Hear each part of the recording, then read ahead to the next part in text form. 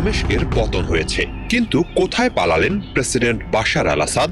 সাদ্দাম বা গাদ্দাফির মতো পরিণতি হতে যাচ্ছে তার? আদৌ কি বেঁচে আছেন তিনি? এমন অনেক প্রশ্ন আর তার উত্তর ঘিরে ধোঁয়াশা দানা বাঁধছে। আসাদের শেষ দিনগুলো প্রসঙ্গে আন্তর্জাতিক গণমাধ্যমগুলো জানাচ্ছে ২৭ নভেম্বর বিদ্রোহীদের অভিযান শুরুর পর থেকে জনসমক্ষে দেখা যায়নি বাশার আল আসাদকে। সে সময় থেকেই বিশেষ সতর্কতা ও নিরাপত্তা বলয়ে চলে যান তিনি। বিদ্রোহীদের হাতে গুরুত্বপূর্ণ শহর আলেপ্পোর পতনের পর আসাদের একটি ভিডিও প্রকাশ্যে আসে। সর্বশেষ প্রকাশিত সেই ভিডিওতে তাকে হাসতে দেখা যায়। ক্ষমতাচ্যুত হওয়ার আগে শেষ কয়েকদিন আসাদ, তার পরিবার ও ঘনিষ্ঠ সহযোগীরা কোথায় অবস্থান করছিলেন তা ছিল অজ্ঞাত। এরই মাঝে শুক্রবার এক প্রতিবেদনে ওয়াল স্ট্রিট জার্নাল জানায়, বিদ্রোহীদের হাতে অবিশ্বাস্য দ্রুততায় একের পর এক শহরের পতন হতে থাকায় স্ত্রী, সন্তান ও নিকটাত্মীয়দের রাশিয়ায় পাঠিয়ে দিয়েছেন আসাদ। তার শ্যালকদের পাঠানো হয়েছে সংযুক্ত আরব আমিরাতে। তবে শেষ পর্যন্ত স্বয়ং বাশার আল আসাদ রাজধানী দামেস্কেই অবস্থান করছিলেন বলে জানা গেছে।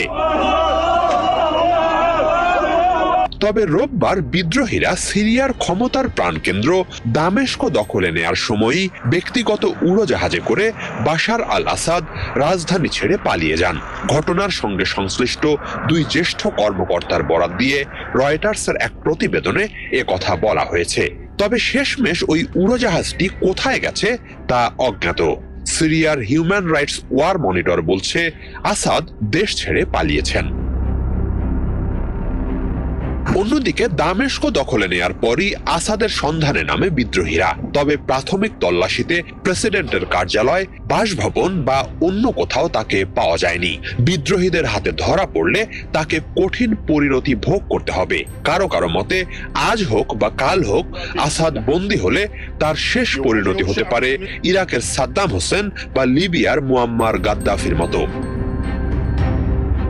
বিশ্বজুড়ে উড়োজাহাজ চলাচলের ওপর নজর রাখা স্বাধীন সংস্থা ফ্লাইট রাডার 24 জানিয়েছে, বিদ্রোহীরা যখন দামেস্কে প্রবেশ করছে সে সময় দামেস্ক বিমানবন্দর থেকে একটি ইলিউশন 75 উড়োজাহাজ উড়াল দেয়।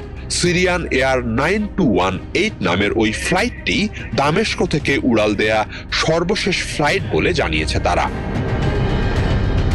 ফ্লাইট রাডার 24 এর তথ্য অনুযায়ী দামেস্ক থেকে ছাড়া ইলিউশন 75 উড়োজাহাজটি শুরুতে সিরিয়ার উপকূলীয় অঞ্চলের দিকে উড়ে যায়, কিন্তু পরে সেখান থেকে ইউটার্ন নিয়ে উড়ে যেতে শুরু করে এবং কয়েক মিনিট পর সেটি মানচিত্র থেকে অদৃশ্য হয়ে যায়। অদৃশ্য হওয়ার সময় উড়োজাহাজটি হোমসের ওপর ছিল বলে আল জাজিরা জানিয়েছে। তবে ওই উড়োজাহাজে বাশার আল আসাদ ছিলেন কিনা তা নিশ্চিত হওয়া যায়নি।